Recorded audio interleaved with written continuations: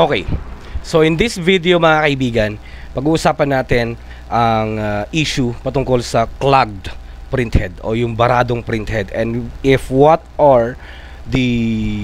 is the solution na ginagamit natin dyan. Well, dalawa lang po yan mga kaibigan, no?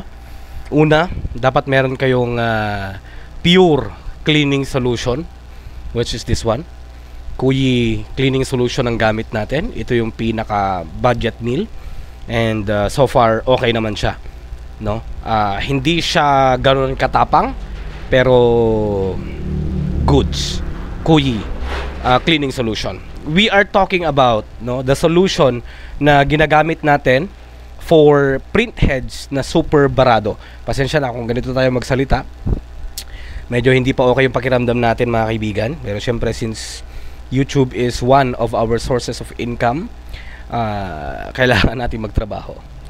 So, solution, gusto ko lang ibahagi to mga kaibigan, kung ano yung ginagamit natin na formula to declog such printheads na super duper barado. Di ko alam kung naka-encounter na kayo nito, yung as in talaga pag pinump out mo wala nang lumalabas.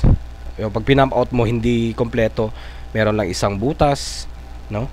At ito yon mga kaibigan. So ang gamit nating solution is Kuyi cleaning solution plus muriatic acid. Any muriatic acid na, kasi after all pare-parehas naman yan mga kaibigan na matapang.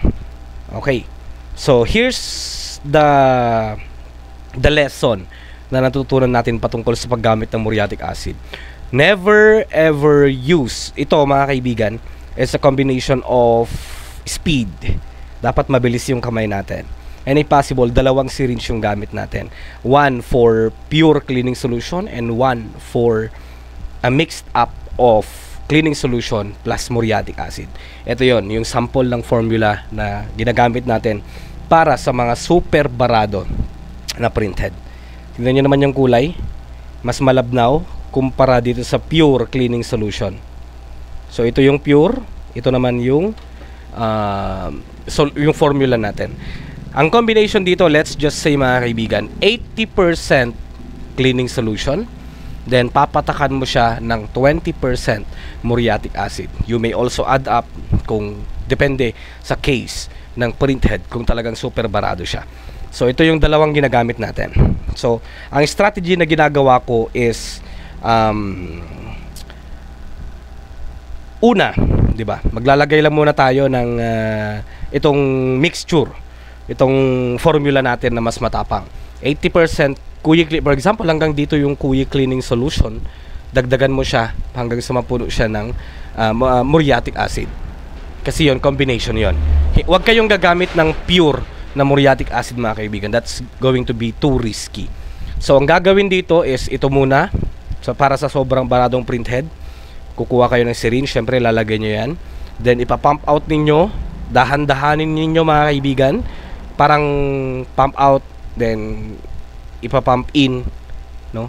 Naguluhan ako dun say for example parang manobe, parang ano ba, selinyador na parang dadahan-dahanin mo kasi mainit yan, no? Hanggang sa mainitan, matunaw yung barado, then diretso mo, then after that remove mo to, proceed ka sa ibang syringe na ang meron lang ay pure cleaning solution. Padaanan mo na yan kahit 3 beses. Okay? So ito, not necessarily na mapuno yung syringe mo, kahit konti lang mga kaibigan. Malakas po ito. Okay? Malakas po. So ito, yung formula natin. Gusto ko lang ibahagi. May mga repair tayo, pero ayoko munang mag-ayos.